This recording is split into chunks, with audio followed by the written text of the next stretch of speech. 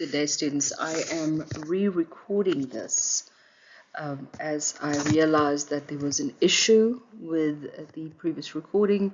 I'll be putting this up together with Learning Unit 3 and 4, and that should aid you in your studies. Remember, these are mere guidelines in terms of what you should be doing, and that you should be focused on reading the extracts of the book, the cases, as well as the articles.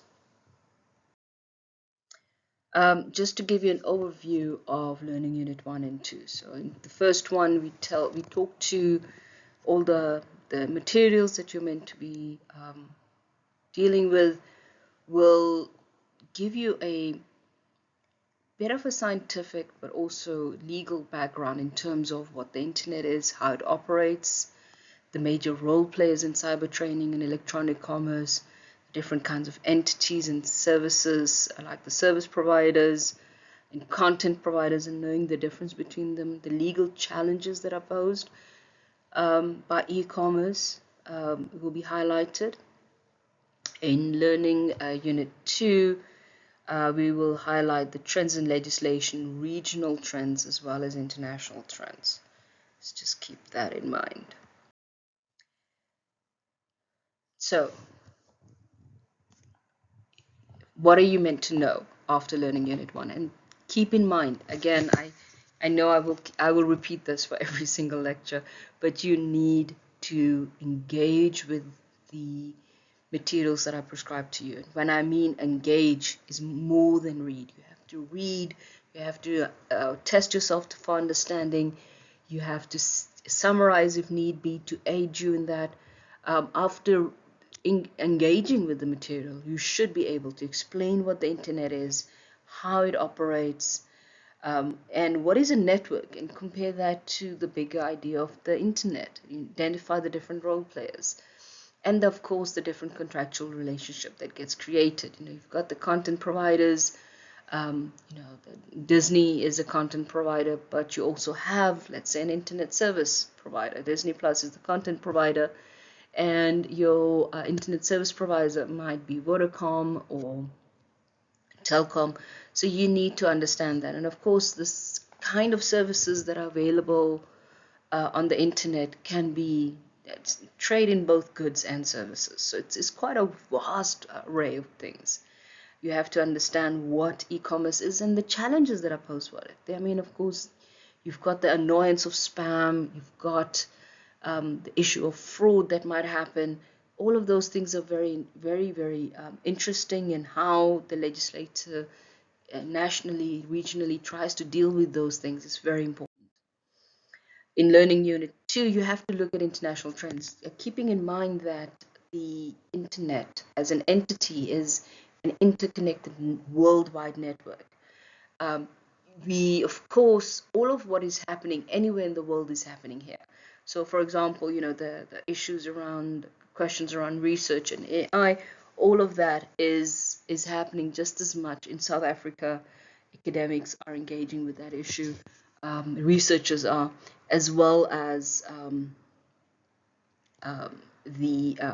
internationally. So we are all engaging with international things, and of course our law has to provide for all of this. And of course we have very specific trends that are important for us in Africa. We have the biggest penetration in terms of mobile usage. So a lot of the functionality that how people utilize the internet happens on mobile devices and not through computers, which is a very specifically African trend. So those might be different. So African regulations around that will be different, the SADC ones and so forth. So keeping all of this in mind, be able to see the international, regional, and the national trends. Remember, all of these things are interconnected, and we are constantly learning from each other. UNCITRAL, we are learning from SADC regulations and COMESA. All of these things are interconnected, much more so in this type of law than any other. And of course, we have the current ECTA a bill, not the act itself. What are the prescribed materials? And again, it is incredibly useful that for you, this is incredibly easy. Every single thing that is prescribed to you is available on my module under different folders. So you will have a folder for the cases, a folder for legislation, and regional documentation and international ones. Then you'll have a separate folder for articles and a separate folder altogether for the extracts from books. So please go to the My Module site, look on it, utilize it, engage with it, and read the material that is there. So you're meant to study the Iselin text base and of course the green paper. All of it is available to you. Learning Unit 2. Here we are talking to those international regional trends. The UNCITRAL model and of things. And then, of course, here we have a slightly longer list of articles. Please don't be intimidated by that. Read them, engage with them. They are fairly easy to understand. I do think that the way lawyers see international trend is slightly different. We try and make it as simple because we don't always understand it as researchers and academics, and we try and make it. Okay, now that you know what material you're meant to study, what the outline is, let's engage with the actual thing. What is the internet? And it started as a military experiment. They wanted to make sure that the American military, the different units and all of that could in real time be able to talk to each other in case something happened. Some of you might be too young, but there was such a thing as a Cold War, and there was a big nuclear threat at that point. So they really wanted to make sure that they could talk to each other. And then, of course, they started linking more and more people, research contractors and universities, and then it grew from there. At the same time, and then they divided into two. So it was not military and non-military. And all networks connected use an IP address. And the idea was really to engage researchers throughout and to make sure that people were talking to each other and making progress. And it wasn't primarily used as it is right now. We then connected in 1989 to the worldwide internet, which was still restricted. Because of course we were still under apartheid rule and we were not democratic, and that really became an issue. At the end, we sort of moved fairly fast, and we are now in the top 20 connected countries in the world. Excuse me. Of course, seeing that the internet was created, the United States has the highest internet penetration. Asian countries make up around 45%, Europeans 22%, North Americans are 11%. Those are also linked to, of course, sizes of population. In Asia you've got the more than billion people countries like China and India. So already that should be, they will be on the top there. China, of course, has the most internet users, followed by India and then Japan. South Africa has 21, and that was in 2016. So I'm sure that it is very different right now. You can go onto this website to find out more. And again, we have the incredibly high mobile penetration. So we use a lot of our cell phones, smartphones, and tablets and so forth. We utilize them for a variety of things. So what are the key terms you need to thoroughly understand? These are the definitions you need to understand. What is a host? And I'm not going to read them to you. I know you guys can read. You need to know what a host is, what is internet protocol, what is IP addresses, and what are URL. And, not just do you have to know the definitions, but you should be able to explain exactly what this means in a very practical example. Further things that become very important to us is, what does HTTP mean? What is it that we're trying to utilize? What are domain names and who controls them? So these are all mapped creations. Of course, all computers and cell phones and other mobile devices are interconnected, but they have an address like we do have a street address. It tells people where to find things that you have. For domain names, we'll go into much more detail because that sort of um, connects to our intellectual properties, very specific rights. Because of course, a domain name is very important. I mean, we wouldn't want anyone else to utilize, let's say, the name of UNISA. Or if you have a personalized domain name, you wouldn't want somebody else to use it. Even if you have the surname McDonald's, um, McDonald's wouldn't like you to have that domain name because it will impinge on their rights. And this is where intellectual property, like this idea of property and who owns it, comes in. Learning Unit 7. That will be discussed in great detail. So who are the role players? And remember, when we are interconnected, we connect through devices. Internet, we need an internet service provider. You buy your data from someone. We connect through local area network. These are usually used by businesses. Like I would have it in my office just to give me sort of a fairly stable connection. Other times you might have access through a Wi-Fi, but all of that behind that is somebody, an ISP, who's actually providing the internet access that you pay for.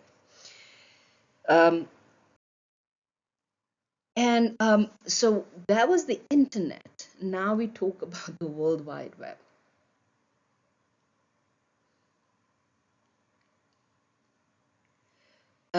And that was developed at CERN, the European Organization for Nuclear Research, that is in Geneva. It was conceived as an internet document management system. So, just put things in order. So, how do you, because of course you can have all of this information, but you need to be able to access it. You need to be able to search, to have a searchable database. And the internet is the infrastructure on which the web exists, and that is of course made out of computer. The web consists of the server and client software, and these are all the standards and markup languages, and that sort of, those languages allow you to communicate with each other. And there are of course various things. So moving from the internet, and remember, keep those separate: internet, World Wide Web. You have a whole host of definitions that you need to understand. You need to understand how they got created. And of course, then from there, so initially very much research-based. It was all about communication. But soon enough, of course, as it became public, people started realizing, hang on, we can use this to do business in a much faster way, in a better way, to, have nice pictures online and details and information that we could utilize. So what are the kind of electronic commerce that happens? You've got, and these are the subsets. You get business to business. So, for example, you will have an ISP that is selling domain names to other businesses. For example, business to consumers. I want to buy, let's say, Nando's. I go onto their website, I order their food, they bring it to me. Business to me, consumer to consumer as well. Sometimes it's, and then of course there's a whole government side to it. You can apply for your IDs online. You can apply for your passports online. All of that, there are so many good utility uses and wonderful things that exist. But of course, it all has to be controlled so that people feel safe utilizing it, especially when it comes to outside of the government structures. You want people to be able to trust each other. If you walk into a shop, you can see the material, you can touch it, you can talk to a person behind the counter. You can't do that with electronic commerce, and you have to create some sort of trust building exercise. And then of course there's a very specific concept of mobile commerce, and of course here we are way ahead of everyone else. People have greater access to mobiles. We also were the pioneers of mobile banking.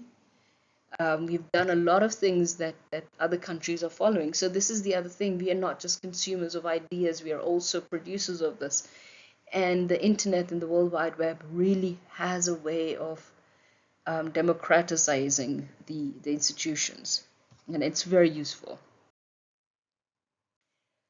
For example, smartphone usage is incredibly high.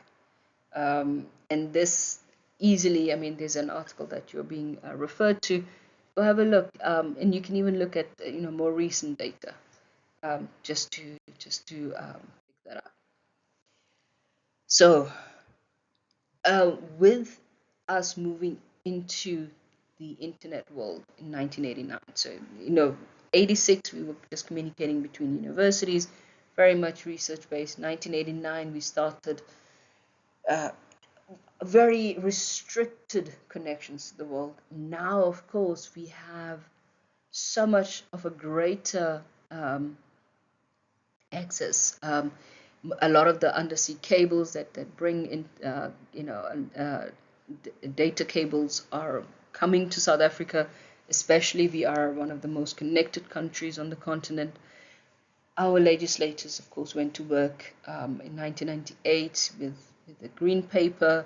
They looked at the situation as it existed at that point. Social media hadn't taken off, for example. At that point, there was some e-commerce happening, but data was still difficult. You couldn't necessarily have these beautiful glossy pictures and things like that. But they identified very specific challenges. The issues around contracting, this idea of how do you consent to things, and when does consent happen. I'm taking you right back here to your law of contract days, where when do you have that agreement, meeting of minds. Of course, taxation is a big deal because quite a bit of it will happen cross-border. If you buy, let's say, clothing from Shein, it's crossing various borders, and where do you pay taxes? Who's doing that? It becomes even more complicated when the service provided it's a service and not an actual good. So it's not a thing that is coming to you. It's perhaps a song that you're downloading or a game. Excuse me. There are intellectual property issues, of course, and then there's a lot of consumer protection that we have to take care of. We want to make sure that people are not getting defrauded, people are not being sent the wrong things, people are not, you don't have these fly-by-nights, and there are issues around domain name, electronic payments, e-government. How secure are these things? Are people getting hacked? All of that is very important, and that is, of course, why we have the Consumer Protection Act that also deals with this. So just remember, there might be cross, legislation that is linked to things because we are talking about what they talk about, like consumers, or Papaya, where we are really talking about protection of information, but it's just as important for e-commerce because we're trying to protect the information of the parties involved. So you will have all of these other legislation that come in. Law is not, in neat little boxes always. So challenges that are covered in this module, internet contracts in Learning Unit 3, Consumer Protection, Learning Unit 4, 5 and 6 deal with copyright infringement, databases, 7 deals with domain names, and then lastly, we will deal with taxation. So with the Electronic Communication and Transaction Act, they just tried very hard to deal with the challenges. That list of challenges that I sort of spoke about earlier. They tried to deal with it. There are very specific chapters in it. You'll have to understand how the legislation is set up, what it tries to do, where it succeeds and doesn't, and there's where the articles that you are linked to, you should really read them because they talk to what has happened there. And these legislation, whatever acts we come up with, don't exist in a vacuum. We talked to the UNCITRAL model law because these were things that were being discussed internationally. There's a harmonization effort internationally so that it makes it as easy for business to conduct their business worldwide. You want to have interconnectedness. You want the whole world to do better at things. And of course, regional trends. We want to trade as much with other parts of Africa. We don't always want to trade with the rest of the world. We have things that we need. Yeah? So just remember that. And here we will look at the African Union. And also, secondly, there is a at the African continental free trade area. There's a protocol on e-commerce that is and digital trade that is coming up. They are negotiating that. But that is all linked to what has already happened on the continent. The community of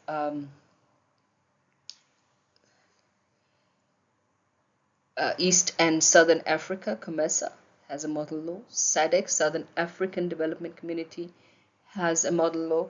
And all of these are linked to the model law of UNCITRAL. So there's this wonderful harmonization because of course, the nature of the internet.